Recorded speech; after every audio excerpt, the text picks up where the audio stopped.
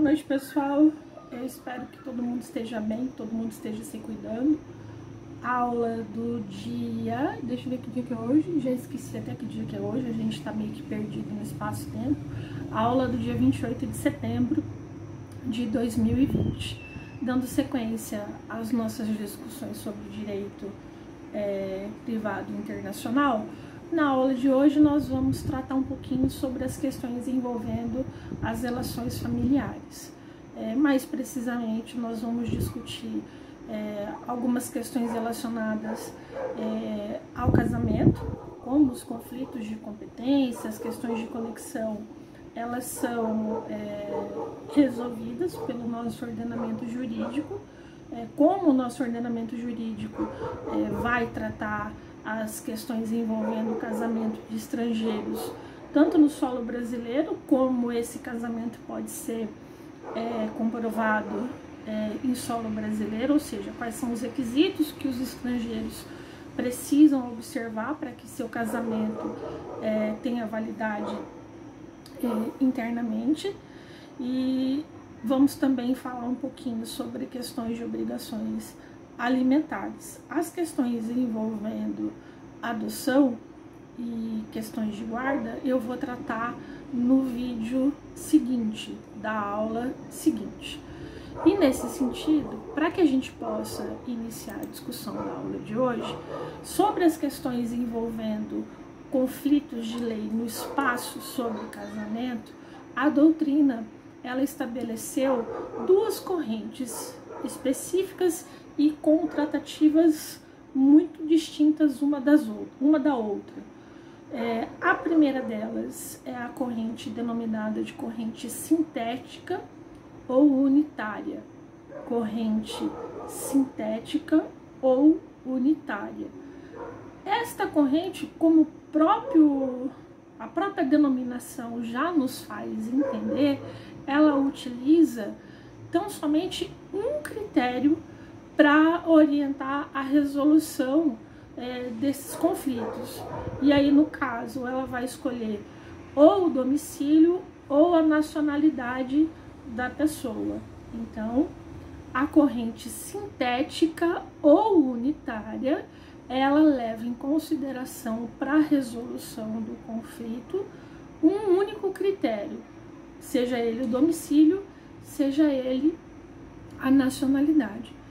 Agora, como nós estudamos ao longo da nossa graduação, especialmente quando a gente está estudando lá direito das famílias, nós verificamos que hoje a composição das unidades familiares ela é cada vez mais complexa e multifacetada.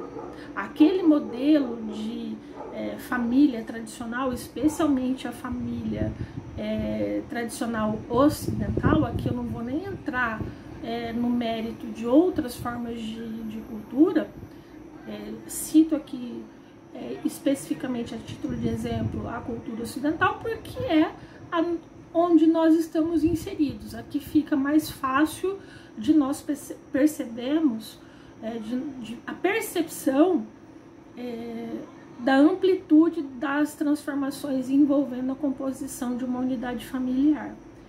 Ou seja, a segunda corrente, que é exatamente a que eu vou tratar nesse momento, ela é denominada pela doutrina de corrente analítica ou plural. Como eu acabei de falar, a composição das unidades familiares, ela é cada vez mais complexa, ela é cada vez mais influenciada por uma série de fatores sociais, econômicos, culturais. Ou seja, quando ocorre um conflito, vários princípios serão considerados para resolver essa questão. Lembra que eu sempre falo para vocês, o exercício do direito, ele é um exercício de interpretação de texto, ele é um exercício analítico nesse caso. Então, a corrente analítica ou plural é a corrente adotada pelo Brasil para a resolução de conflitos nesse sentido, envolvendo a questão do casamento. A respeito da celebração do casamento, em regra geral, ele vai ser regulado pelas leis locais, que são determinadas pelo direito internacional privado, de acordo com cada um dos estados, conforme o local onde esse casamento ele vai ser realizado. No caso do ordenamento jurídico, as disposições a respeito das formalidades, dos impedimentos que são relacionados ao casamento, elas estão dispostas especialmente na LINDVB, no artigo 7º, parágrafo 1º. O artigo 7º, parágrafo 1º, ele cuida das formalidades e impedimentos que devem ser observados pelos nubentes.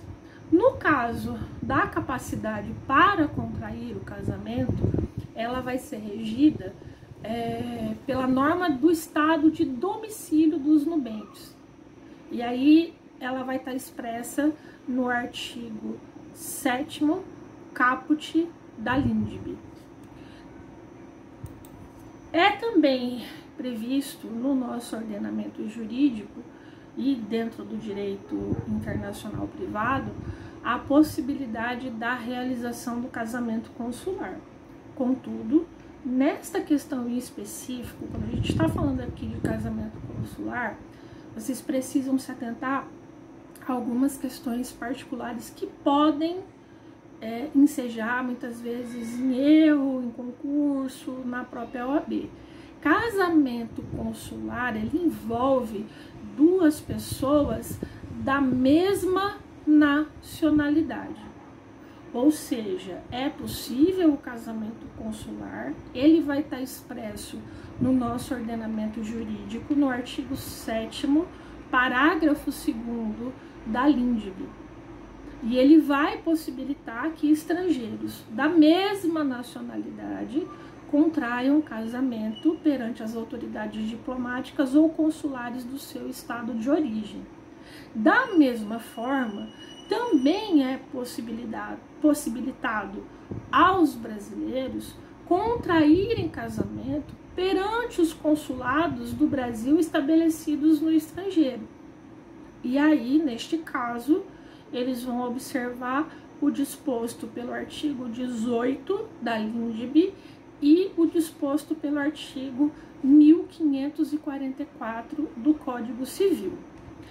Aí a pergunta que não quer calar, e eu acredito que isso já esteja mais do que resolvido na nossa cabeça, que é a questão envolvendo a possibilidade da união de pessoas do mesmo sexo no que diz respeito ao ordenamento jurídico brasileiro.